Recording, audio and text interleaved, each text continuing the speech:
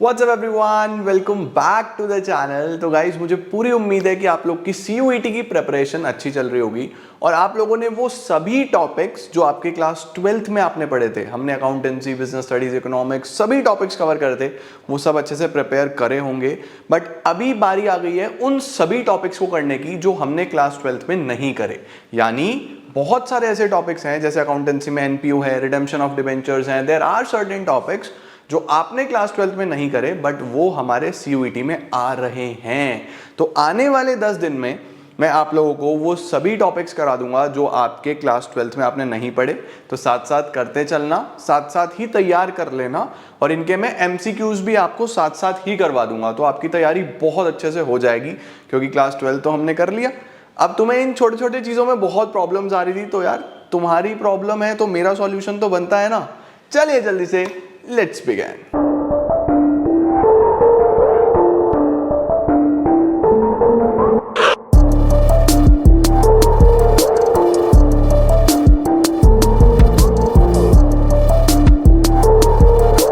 तो guys we will be starting with NPO के साथ शुरू करते हैं, क्योंकि इससे 2 से 3 क्वेश्चन जरूर आएंगे। ऑल्दो आप 10 क्वेश्चन छोड़ने वाले हो, CUET में आपको 10 क्वेश्चन छोड़ने का चांस मिलेगा, आप उसमें एनपीओ छोड़ भी सकते हो। बट जितना मेरा मानना है उसमें यह है कि एक क्वेश्चन एनपीओ से बहुत ही आसान आता है, स्ट्रेट फॉरवर्ड, तो उसमें तुम्हें प्रॉब्लम नहीं आएगी और तुम सीधा भी कर पाओगे। और मुझे, अगर तुम लोग अच्छे से पढ़ रहे हो, तुम लोग वीडियोस को साथ साथ कर रहे हो, मुझे बहुत सारे बच्चों ने बताया कि हमने प्रीवियस वीडियोस से भी एनपीओ तैयार कर लिया, तो आप लोग रिवीजन ले लो साथ साथ और आपका तीनों क्वेश्चन हो जाएंगे, कोई दिक्कत नहीं आएगी। ठीक है, सबसे पहले सो सॉरी मेरा गला थोड़ा खराब है। एनपीओ है क्या? What is NPO? तो एनपीओ है हमारे पास not for profit organisations. Not for profit organisations में क्या होता है, ये कुछ ऐसे ऑर्गेनाइजेशंस हैं जिसमें नाम में लिखा हुआ है जिनका मकसद प्रॉफिट कमाना नहीं होता। इनका purpose is never to earn profit. तो सर ये चलते कैसे हैं? देखो, ऑर्गेनाइजेशन बनेंगे कैसे? कुछ लोग आएंगे, कुछ मेंबर्स आएंगे जो थोड़ा थोड़ा पैसा डालेंगे, पैसा डाल के एक बॉडी बनाएंगे। उसका पर्पस पैसा कमाना नहीं होगा, सर्विस देना होगा अपने मेंबर्स को या जनरल पब्लिक को, राइट? और जितना भी ये पैसा कमाएंगे, ठीक है, जितना भी पैसा कमाएंगे वो भी ये क्लब के बेटरमेंट में, ऑर्गेनाइजेशन के बेटरमेंट में ही यूज करेंगे। और अल्टीमेटली उसको प्रॉफिट या लॉस नहीं बोलते, वो अलग से सिस्टम चलता है जो मैं आपको समझाने वाला हूं। ठीक है, तो एनपीओ है क्या? एनपीओ कुछ ऐसे ऑर्गेनाइजेशंस हैं which are formed not to earn profit but to render services to its member or to the public। अब एनपीओ में बहुत सारे स्कूल्स आते हैं, एनपीओ में बहुत सारे हॉस्पिटल्स आते हैं, एनपीओ में बहुत सारे क्लब्स आते हैं जो आपके आसपास होंगे, जो आप देखते होंगे कि इतने सारे क्लब्स हैं। वो सब क्लब्स के आप मेंबर बन सकते हो, है ना? तो उस क्लब के जब मेंबर बनोगे तो आपको मेंबरशिप फीस, कुछ सब्सक्रिप्शन ऐसा लेना पड़ेगा। तो उसको हम लोग क्या बोलते हैं, वो सोर्स ऑफ रेवेन्यू है उन क्लब्स के लिए, है ना, उन ऑर्गेनाइजेशंस के लिए। फिर वो उनमें से पेमेंट्स करते हैं, खर्चे करते हैं। स्टिल लास्ट में अगर उनके पास कुछ बच जाता है तो वो लोग उसको क्या बोलते हैं, सरप्लस। यानी यहाँ पे प्रॉफिट या लॉस नहीं होता। अगर इनके जो रेवेन्यूज हैं, अगर इनके जो रेवेन्यूज हैं वो ज़्यादा होते हैं इनके एक्सपेंडिचर्स से, तो ये लोग बोलते हैं सरप्लस। इनका कोई प्रॉफिट लॉस नहीं होता, याद रखना, ये प्रॉफिट नहीं बोलते, ये क्या बोलते हैं, सरप्लस। ठीक है, और अगर इनके जो रेवेन्यूज हैं वो कम होते हैं और एक्सपेंडिचर ज़्यादा होते हैं, तो फिर इनके पास जो वैल्यू आती है उसको ये बोलते हैं डेफिसिट। लॉस भी ये नहीं बोलते। ठीक है, क्या सर इनकी बुक्स ऑफ अकाउंट्स भी वैसे ही बनती है जैसे एक नॉर्मल बिजनेस की बनती है? हाँ, इनकी बुक्स ऑफ अकाउंट्स भी वैसे ही बनती हैं। इनकी बुक्स ऑफ अकाउंट्स में क्या क्या होता है, पहले बात मत समझ के चलना। ये भी डबल एंट्री सिस्टम ही फॉलो करते हैं, ये भी डबल एंट्री सिस्टम ही फॉलो करते हैं, पर जो इनकी अकाउंटिंग है ना, उस अकाउंटिंग को हम लोग बोलते हैं फंड बेस्ड अकाउंटिंग। इस पे क्वेश्चन जरूर आ सकता है कि इनकी अकाउंटिंग कौन सी होती है। तो जो इनकी अकाउंटिंग होती है, उस अकाउंटिंग को हम लोग बोलते हैं the fund based accounting. Fund based accounting में तुम लोग को सेपरेटली टॉपिक कराऊंगा, 2 से 3 वीडियोस में मैं एनपीओ कराऊंगा, आज कल में पूरा कर देंगे इसको। तो 2 से 3 वीडियोस में कराऊंगा तो बड़े अच्छे से तुम लोग को समझ में आ जाएगा एनपीओ। ठीक है, तो अब इनकी जो अकाउंटिंग है उसको क्या बोलते हैं हम, फंड बेस्ड अकाउंटिंग, राइट? अब इनकी सर अकाउंटिंग में, इनकी बुक्स ऑफ अकाउंट्स में क्या क्या बनता है, इनकी बुक्स ऑफ अकाउंट्स में क्या क्या होता है? इनकी बुक्स ऑफ अकाउंट्स में हमारे पास 3 तरीके की चीजें होती हैं। कौन कौन सी 3 तरीके की चीजें होती हैं? सबसे पहले नंबर 1 पे we have receipts and payments account.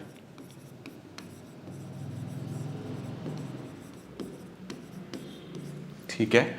Number 2 पे we have income and expenditure account. Income and expenditure account. Number 3 पे वी हैव बैलेंस शीट, और ये बैलेंस शीट आपको यूजुअली दोनों बनानी पड़ती है, ओपनिंग बैलेंस शीट और क्लोजिंग बैलेंस शीट।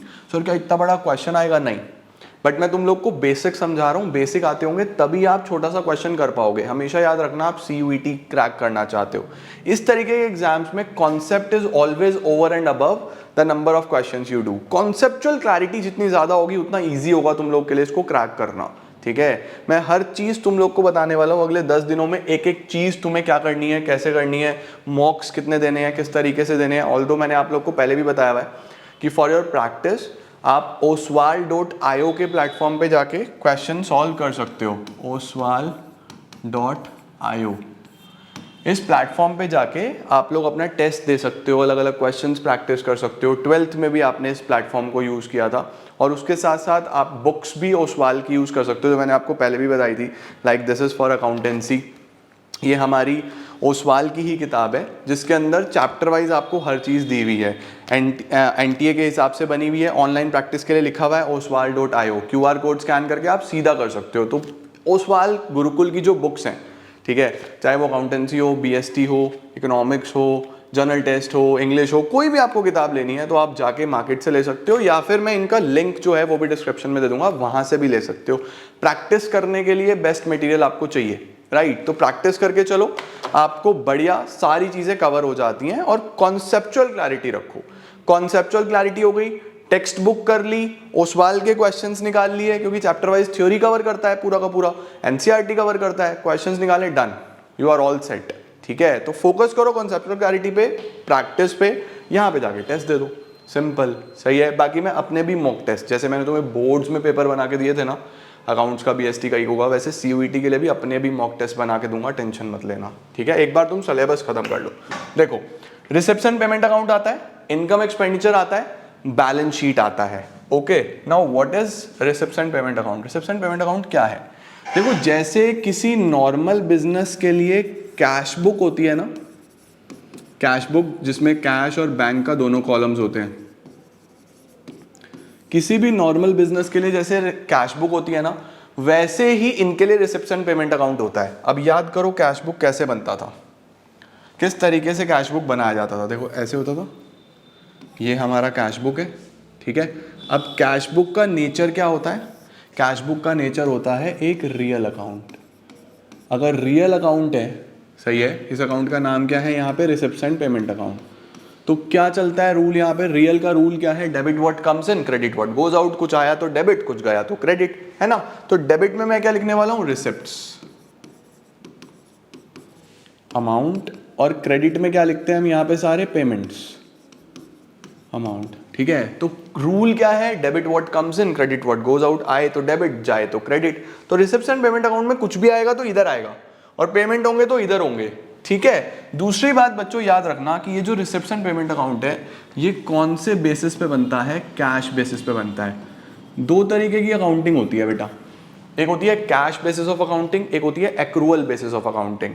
हम लोग normally accrual basis of accounting follow करते हैं, जिसके अंदर ये बोला जाता है कि फॉर एग्जाम्पल इस साल आपने कोई सैलरी पे करी, इस साल आपने कोई सैलरी पे करी 10,000 रुपए की, जबकि सैलरी थी कितनी साल की? 12,000। 2,000 पे करना रह गया ना, वो जो 2,000 रह गया वो भी हम लिख देते हैं इसी के अंदर, हम इसी में प्लस करते हैं, और इसको हम बोलते हैं आउटस्टैंडिंग सैलरी।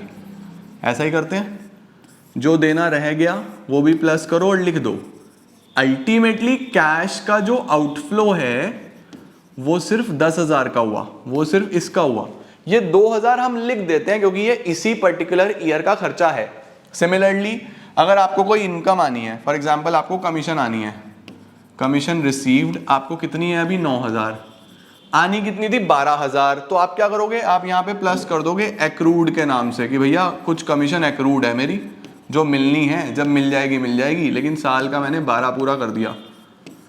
तो एक्रूड बेसिस में ना ये शब्द होते हैं, आउटस्टैंडिंग, प्रीपेड, एक्रूड, अनअर्न्ड, ये चीजें एक्रूअल बेसिस में चलती हैं, जबकि कैश बेसिस में ऐसा नहीं होता।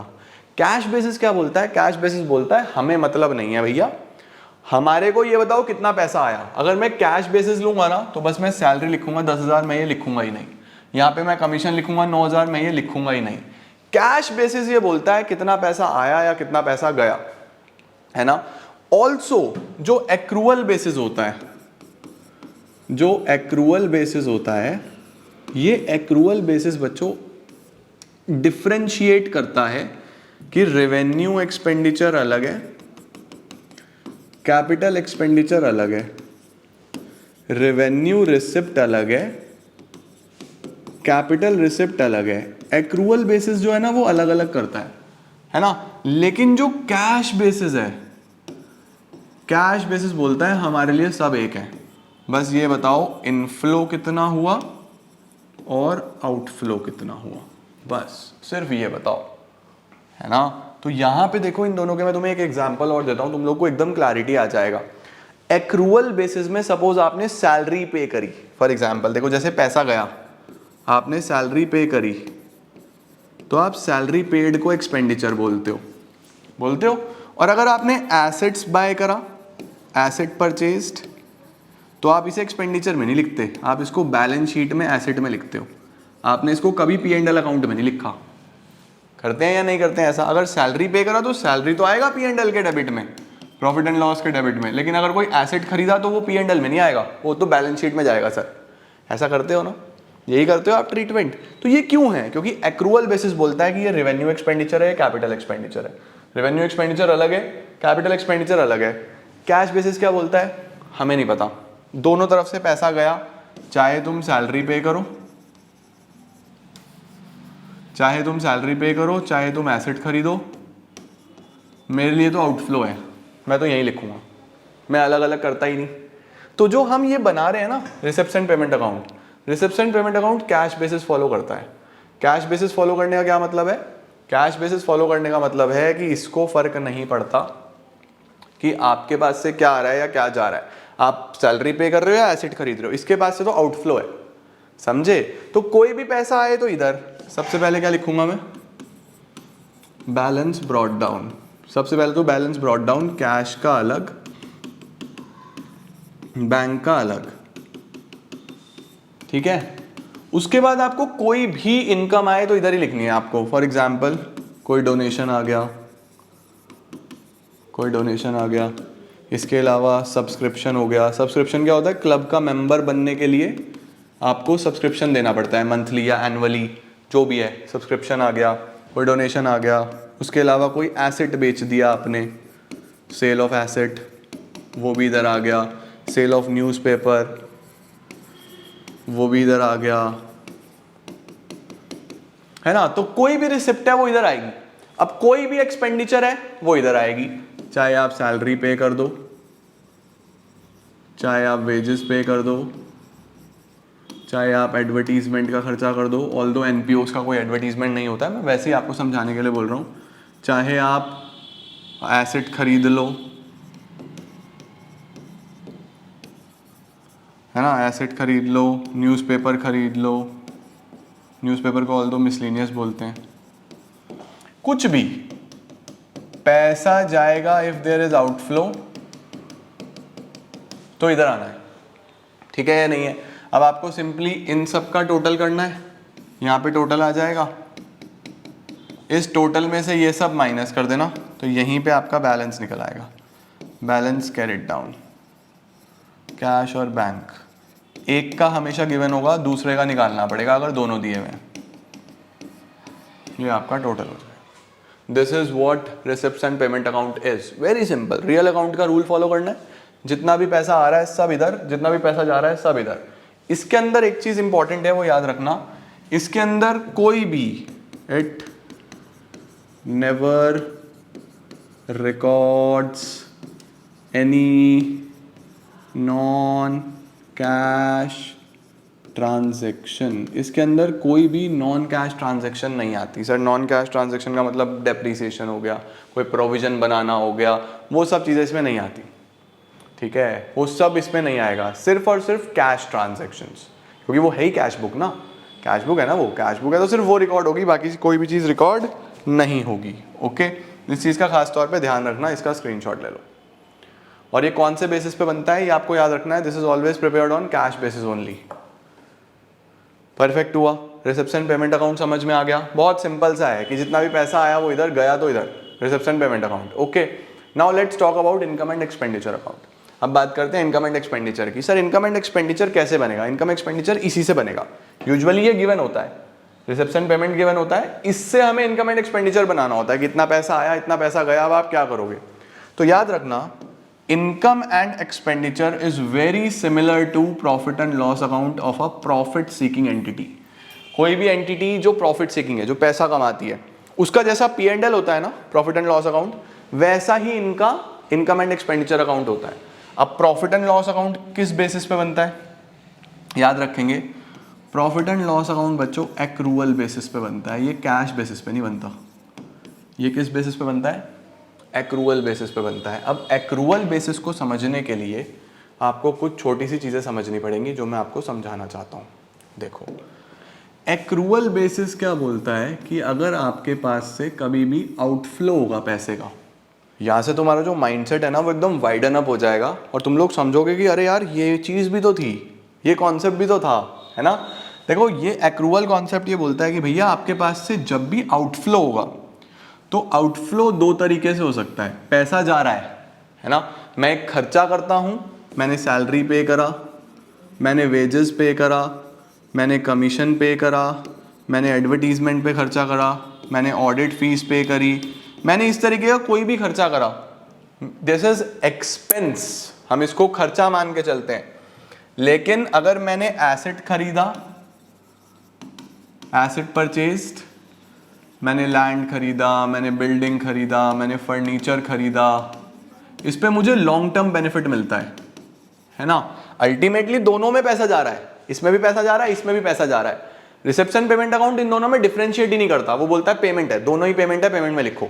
यहां डिफरेंशिएट होगा बेटा, यहां क्या डिफरेंशिएट होगा, हम बोलते हैं ये सारे के सारे रेवेन्यू एक्सपेंडिचर्स हैं, ये सारे के सारे रेवेन्यू एक्सपेंडिचर्स हैं, हाँ या ना। और ये सारे के सारे हमारे कैपिटल एक्सपेंडिचर्स हैं, ये सारे के सारे कैपिटल एक्सपेंडिचर्स हैं।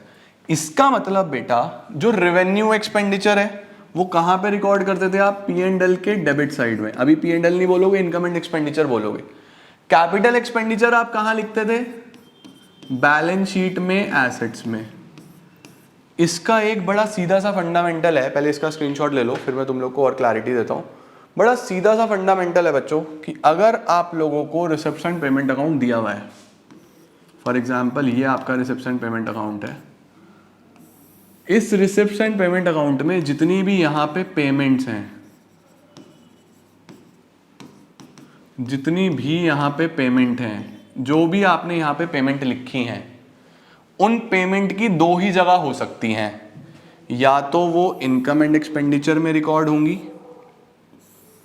Income and expenditure account. Income and expenditure account एक नॉमिनल अकाउंट है, ये एक नॉमिनल अकाउंट है। तो नॉमिनल क्या बोलता है? Debit all expenses and losses, expenses losses debit होंगे। तो यहां पे हम लिखते हैं एक्सपेंडिचर अमाउंट, इनकम अमाउंट, ठीक है। और या वो हमारी बैलेंस शीट, इधर हम लिखते हैं एसेट्स। इसका मतलब जो भी आपकी पेमेंट होगी, या तो वो पेमेंट इधर आ रही होगी if it is a revenue expenditure, और या फिर वो पेमेंट इधर आ रही होगी if it is a capital expenditure. यानी कि जब भी हम एक्रूअल बेसिस फॉलो करते हैं तो दोनों एक्सपेंडिचर अलग अलग हो जाते हैं। रेवेन्यू एक्सपेंडिचर है, कोई भी सैलरी है, वो जो मैंने ऊपर लिखा, कोई भी वेजेस हैं, कोई भी ऑडिट फीस है, कोई भी इस तरीके का खर्चा जो आपका खर्चा है वो तो इधर आएगा। और कोई भी एसेट खरीदा, आपने लैंड खरीदा, आपने बिल्डिंग खरीदा, आपने फर्नीचर खरीदा, आपने कुछ भी ऐसा खरीदा, तो वो इधर आएगा। इट मीन्स, बहुत सिंपल सा कॉन्सेप्ट है, स्क्रीनशॉट ले लो पहले तो। इट मीन्स बेटा जी कि आपकी जितनी भी चीजें जो आउटफ्लो हैं, यानी जो रिसिप्ट्स एंड पेमेंट में लिखी गई हैं, वो सारी चीजें या तो पी एंड एल के डेबिट में, पी एंड एल से what I mean is income and expenditure account के डेबिट में, और या फिर बैलेंस शीट के एसेट में जारी होगी। ये चीज माइंड में सेट कर लो। कोई भी खर्चा अगर होगा, या तो इनकम एक्सपेंडिचर के डेबिट में जा रहा होगा या बैलेंस शीट के एसेट्स में जा रहा होगा, हमेशा, और कहीं नहीं जाएगा। समझे? इस चीज को अपने माइंड में बिठाओ, आउटफ्लो को। अब इनफ्लो की बात करते हैं। आ जाओ जरा, तुम लोग को इनफ्लो दिखाता हूं। अब बात करते हैं इनफ्लो। इनफ्लो का क्या मतलब है? इनफ्लो का मतलब है कि जो आपके रिसेप्शन पेमेंट में इधर आती हैं रिसिप्ट्स, जो आपके पास इधर पैसा आ रहा होता है, जैसे इनको सब्सक्रिप्शन मिलता है, जैसे इनको एंट्रेंस फीस मिलती है, जैसे इनको अलग अलग गिफ्ट्स मिलते हैं, जैसे मैचेस वगैरह कराते हैं तो सेल ऑफ टिकट्स, ठीक है, जैसे इन्होंने घास बेच दिया तो सेल ऑफ ग्रास, राइट, या फिर इन लोगों ने एसेट्स बेच दिया तो सेल ऑफ एसेट, सही है। या फिर इनको, कुछ लोग ऐसे भी हैं जो किसी पर्पस के लिए कोई डोनेशन वगैरह दे देते हैं, जैसे डोनेशन फॉर बिल्डिंग, जिससे आप बिल्डिंग बनाना, तो इनके पास तो पैसा आ ही रहा है ना, ये सब रिसिप्ट्स हैं, पैसा आ रहा है। अब हमारे पास, याद रखना, जितनी भी रिसिप्ट्स हैं, ऊपर क्या था, जितने भी खर्चे हैं, या तो वो एक्सपेंडिचर में जाएंगे या एसेट में जाएंगे, तो रिसिप्ट का क्या होगा? रिसिप्ट या तो जारी होगी इनकम में या फिर लाइबिलिटीज में। पकड़ के चलना, रिसिप्ट या तो जा रहा होगा इनकम में या फिर लाइबिलिटी में। सर रिसिप्ट लाइबिलिटी में कैसे हो सकता है भाई? अगर तुमने लोन लिया फिर पैसा आया, लाइबिलिटी में जाएगा या नहीं जाएगा? अगर तुम्हें ये जो कोई डोनेशन मिला है बिल्डिंग के लिए, कि इससे बिल्डिंग ही बनाना मतलब ये एक लाइबिलिटी है कि इससे बिल्डिंग ही बनेगा और कुछ नहीं बनेगा, लाइबिलिटी में जाएगा। समझे? बाकी अभी क्वेश्चन कराऊंगा, क्लैरिटी आएगी, टेंशन मत लेना, बेसिक्स कर लो आज अच्छे तरीके से इसके। तो हम क्या करेंगे, जितनी भी रिसिप्ट्स हैं, या तो वो कहाँ जा रही होंगी, एक्सपेंडिचर अमाउंट, इनकम अमाउंट, या तो वो इनकम में आ रही होंगी, ठीक है, और या फिर बैलेंस शीट में लाइबिलिटी में आ रही होगी, या फिर बैलेंस शीट में लाइबिलिटीज में आ रही होगी।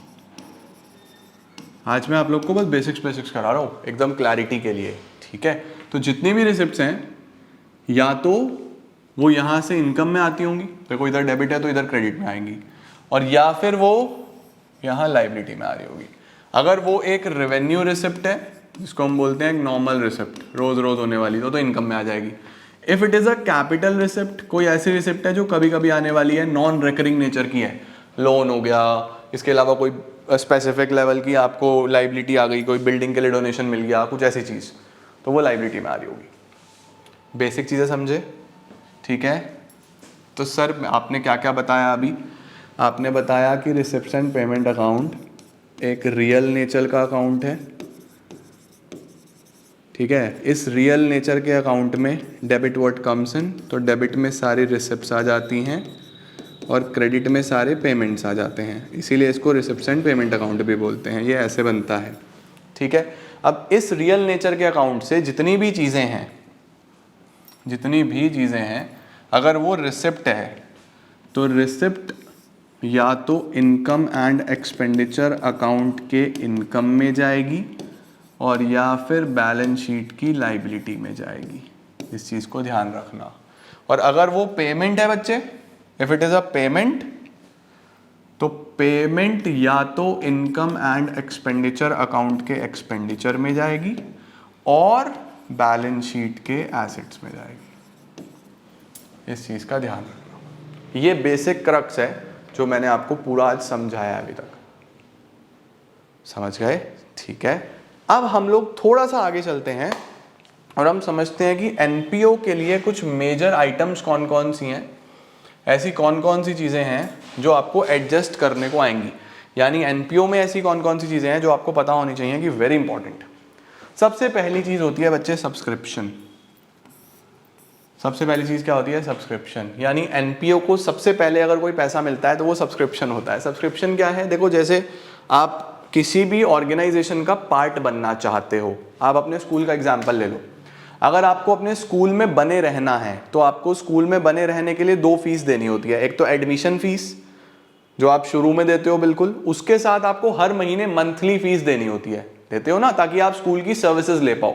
सिमिलरली अगर आपको किसी एनपीओ का पार्ट बनना है तो उस एनपीओ का पार्ट बनने के लिए एक तो आपको देनी होती है एंट्रेंस या एडमिशन फीस जो बिल्कुल शुरू में होगी, और फिर मंथली, क्वार्टरली, वो डिपेंड करता है, club to club, organisation to organisation subscription देना पड़ता है। तो सब्सक्रिप्शन सीधी सी बात है कि इनके लिए तो रिसिप्ट में आ रहा होगा, रोज आता होगा, रेगुलर नेचर का आइटम है। रेगुलर नेचर का आइटम है तो कहां पे रिकॉर्ड होगा?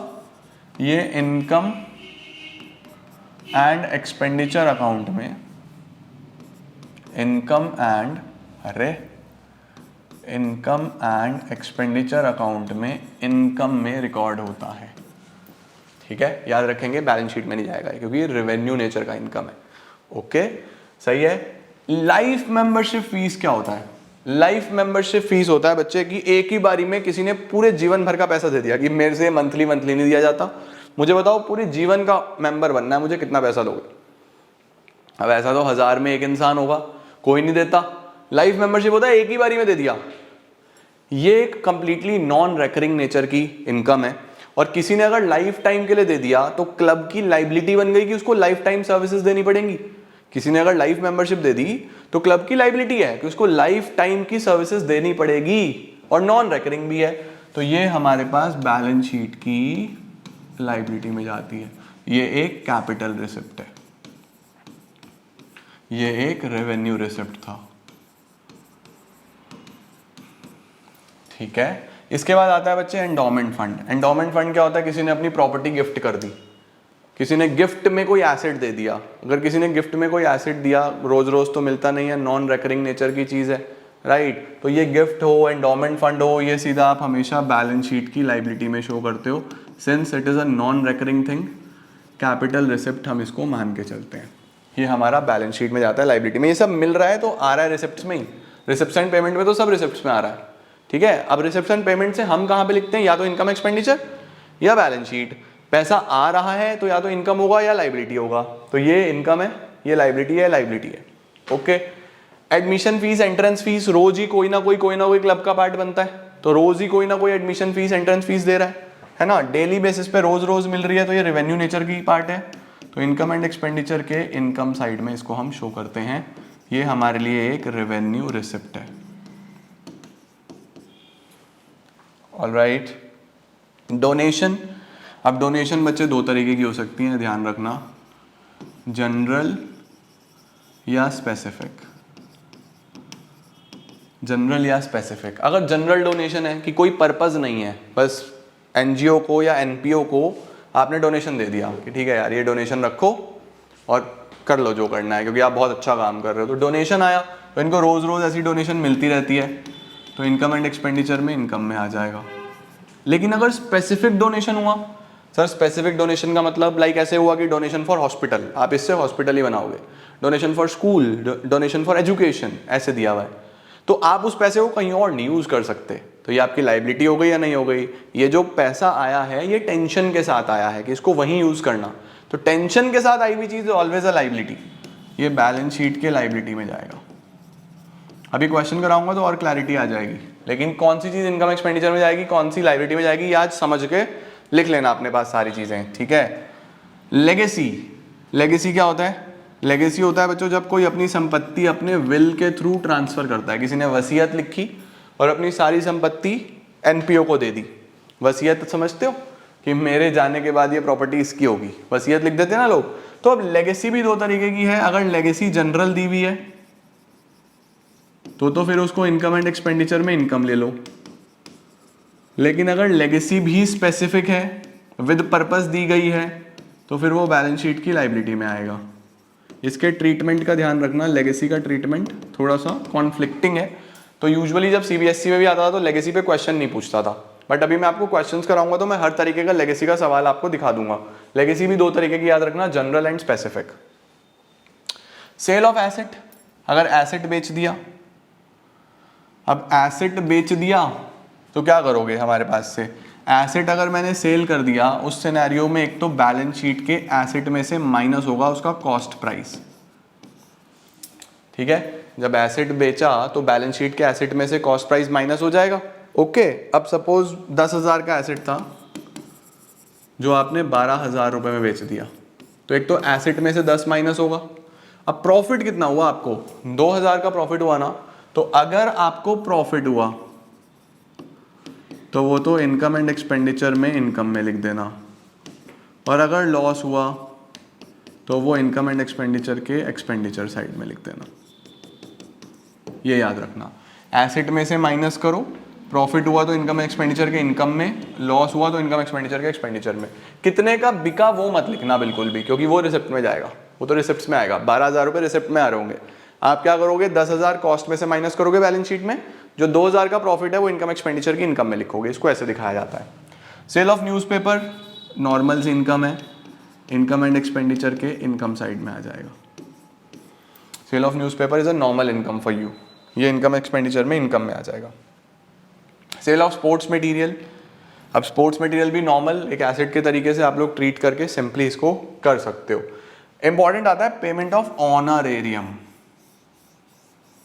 Sir what is payment of honorarium? Honorarium क्या होता है? देखो, अगर आपने अपनी एनजीओ में किसी ऐसे इंसान को बुलाया जो आपकी एनजीओ का, एनपीओ का पार्ट नहीं है, he is not a member of your club, he is not a member of your organisation, आपने उसकी कुछ सर्विसेज ली, ठीक है। फॉर एग्जाम्पल हमने किसी स्पीकर को बुलाया, हमारी एनपीओ है और हमने किसी स्पीकर को बुलाया कि आप आओ और हमारे मेंबर्स को इंस्पायर करो, मोटिवेट करो, अच्छी चीज़ें बताओ।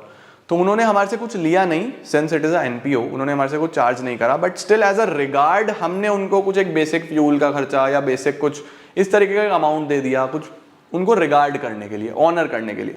उसको बोला जाता है पेमेंट ऑफ ऑनरेरियम। तो पेमेंट ऑफ ऑनरेरियम, अब एनजीओज में तो डेली बेसिस पे रोज ही कोई ना कोई ऐसा इवेंट होता रहता है, लोग आते रहते हैं, तो ये इनकम एंड एक्सपेंडिचर में एक नॉर्मल एक्सपेंडिचर के तरीके से ट्रीट कर दिया जाएगा। पेमेंट ऑफ ऑनरेरियम याद रखना, इनकम एंड एक्सपेंडिचर में एक नॉर्मल एक्सपेंडिचर के तरीके से ट्रीट किया जाता है। तो ये सारी आइटम्स हैं जो आपसे पूछ सकता है। एनपीओ में आपको ये पता होनी चाहिए कि कौन सी चीज़ कहाँ जाने वाली है। सारी चीज़ें मैंने आपको लिखवा दी। इस पे बेस्ड क्वेश्चंस मैं आप लोगों को कल कराता हूँ। अभी कुछ टॉपिक्स और हैं, जैसे सब्सक्रिप्शन पे हम लोग क्वेश्चंस करेंगे, फंड बेस्ड अकाउंटिंग में हम लोग क्वेश्चंस करेंगे। तो 3 से 4 पार्ट्स में मैं आपको एनपीओ पूरा कवर करा दूंगा, सो दैट आप लोग को बिल्कुल भी प्रॉब्लम ना आए और सीयूईटी में आपकी चीज़ें क्लियर हो जाएं, ठीक है। Still on the basis of today's class, अगर आपको लगता है कि कोई टॉपिक आपको समझ में नहीं आ रहा या कुछ इशू आ रहा है, तो do let me know in comment section. वो मैं कल की वीडियो में कवर कर दूंगा, क्योंकि वीडियोस में हाथों हाथ बना रहा हूँ, ऑलरेडी शूटेड नहीं है। मैं वीडियो साथ साथ बना रहा हूँ कि बनाता रहूँ, कोई डाउट आए तो वो भी अगली वीडियो में कवर कर दूँ। और आपको बस साथ साथ पढ़ाई करनी है। पुराना वाला पोर्शन कवर कर लो, नए वाला मैं सारा कवर करा दूंगा तुम्हारा अकाउंटेंसी का पार्ट, तो तुम्हें कोई प्रॉब्लम ही नहीं आने वाली। ऑलराइट, आई होप आपको पार्ट समझ में आ गया होगा और आप अच्छे से पढ़ाई भी कर रहे हो। अच्छे से क्रैक करना है एंड कवर करनी है चीज़ें। Thank you so much everyone for watching. I am gonna see you all super soon. Till then take care, bye bye.